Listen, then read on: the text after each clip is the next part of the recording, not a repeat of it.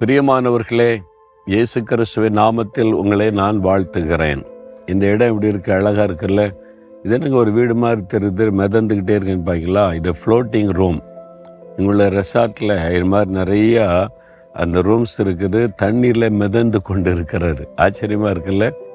ஆமாம், இது பூவார் என்கிற இடம். அதாவது தமிழ்நாட்டினுடைய பார்டரில் கேரளாவில் இருக்கிற ஒரு இடம் இது. நீங்கள் வந்தீங்கன்னா இந்த மாத்தாண்டத்தெல்லாம் தாண்டி வந்துட்டால் இது ரொம்ப சீக்கிரத்தில் இந்த இடம் வந்துடும்.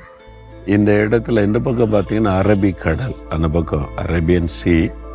அது பேக் வாட்டர். இந்த ரெண்டுக்கு இடையில கூட கடற்கரை இந்த மணல்லாம் இருக்குது பார்த்தீங்களா? இந்த இடம் ரொம்ப அழகாக அமைச்சிருக்கிறாங்க.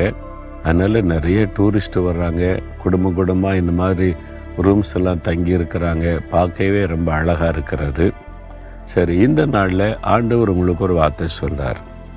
என்ன சொல்கிறார்? மத்தேயு 7:7 பாருங்க. மத்தேயு 7:7 அது சொல்லுமா? மத்தேயு 7:7 கேளு கேளு அப்படின்னு சொல்லுவாங்க. என்ன அந்த வசனம் சொல்லுது? கேளுங்கள், அப்பொழுது உங்களுக்கு கொடுக்கப்படும். என்னால் கேட்கிற எவனும் பெற்றுக்கொள்கிறான். நீங்கள் கேட்கணுமா? உங்களுக்கு ஏதோ ஒரு தேவை இருக்குல்ல? சுகம் வேணும், விடுதலை வேணும், ஒரு வழி திறக்கப்படணும், ஒரு ப்ரொமோஷன் வேணும், இந்த காரியம் நடக்கணும், இப்படி ஏதோ தேவை இருக்குது. அன்று சொல்ல, நீ கேளு மகளே, நீ கேளு மகனே அப்படின்றார். நம்ம நினைக்கிறோம் எனக்காக கேட்குற ஊழியக்காரர் இருக்கார்ல, ஊழியக்காரருக்கு தெரியப்படுத்துகிற அவர் கேட்பாருன்னு. அந்த ஆண்டவர் என்னை எதிர்பார்க்குறாரு, என் மகன் கேட்கணும், என் மகள் கேட்கணும் அப்படின்னு அவர் காத்திருக்கிறார். ஒரு சமயம் திறப்பின் வாசல் ஜெபத்தில் ஒரு சகோதரர் வந்த சாட்சி என்னை ரொம்ப சந்தோஷப்படுத்தினார். என்னென்னா அவருக்கு இந்த வலது கை செயலற்று போனார். தூக்க முடியாது, வலிக்கும், உயர்த்த முடியாது, பயன்படுத்த முடியாது, ரொம்ப பாதிப்பு. இவ்வளோ மருத்துவம்லாம் செய்து அந்த கையை பயன்படுத்த முடியாத ஒரு கஷ்டம். இடது கையில் தான் இல்லாமல். அப்போ சொன்னாங்க, 4 மாவடியில் ஜெபம் நடக்குது, மோகன்லாசன் ஊழியக்காரர் ஜெபெல்லாம் நடத்துகிறாரு, நீ போ சுகமாயிருன்னு சொல்லி அவர் பிரயாணப்பட்டு 4 மாவடி வந்துட்டார் திறப்பின் வாசல் ஜெபத்துக்கு. ஜனங்களோடு உட்கார்ந்து கவனிச்சுக்கிட்டே இருந்தார். நிறைய சாட்சி சொல்கிறாங்க. அப்புறம் ஜெபம் நடக்குது, நான் வசனத்தை பிரசங்கம் பண்ணுறேன். இவர் என்னடான்னா, எப்படா கூட்ட முடியும், இந்த மோகன்லாசஸ் என் மேலே கை வைத்து ஜெபிக்கணும், என் வல்லதுக்கே சுகமாகணும் அப்படின்னு ஊழியக்காரனை எதிர்பார்த்துக்கிட்டே இருக்கிறார். கூட்டம் முடிஞ்ச உடனே நான் எல்லோரும் கை வைத்து ஜெபிப்பது உண்டு. அவரும் முழங்கால் போட்டார் கூட்டத்தோட. அப்போ இன்றைக்கி எனக்கு சுகம் கிடைக்கணும், மோகன்லாசஸ் என்னை தொடரணும்னு சொல்லி நானும் ஒருத்தருக்காக இயேசுவின் நாமத்தினால கை வைத்து ஜெபித்து கொண்டே போனேன். அவர் மேலே கை வச்சிருக்கிறேன், ஒன்றும் நடக்கலை, சுகமே ஆகலை. இன்னும் எல்லோரும் சொன்னாங்க, மோகன்லாஸ்கிட்ட போன சுகமாயிருன்னு சொன்னாங்க. ஒன்றும் நடக்கலையேன்னு போயிட்டார். ஆனாலும் சோர்ந்து போகலை. அடுத்த மாதம் வந்துட்டார் தரப்பின் வாசகத்துக்கு. அதே மாதிரி காத்திருந்தார், எப்போ கூட்ட முடியும், மோகன்லாசஸ் மேலே கை வைக்கணும், நான் சுகமாக்கணும்னு சொல்லி. கூட்டம் முடிந்தது, முழங்கால் போட்டார். நான் எல்லாருக்கும் ஜெபிக்கிற மாதிரி ஜெபிச்சுட்டே போனேன்னா ஒன்றும் நடக்கலை. என்ன யாரும் சொன்னாங்க, மோகன்லாஸ்கிட்ட போனால் சுகமாயிருந்தாங்க, ஒன்றும் நடக்கலைன்னு போயிட்டார். ஆனால் 3வது மாதம் வந்துட்டார். அவர் சோர்ந்து போகலை, ஜெபிக்க வர்றதுக்கு 3வது மாதம் வந்துட்டார். ஜெப நேரத்தில் எல்லாம் நான் நடத்துகிறேன், ஜெபிங்க, ஆண்டவர் கூப்பிடுங்க, அவர் அற்புதம் செய்வார்னு. எல்லாரும் ஜெபிக்கிறத பார்த்தார். இவர் எப்பவுமே ஜெபிக்க மாட்டார். கூட்டம் முடியட்டும், ஊழியக்காரன் ஜெபிக்கணும், காத்திருப்பார், அவ்வளோதான்.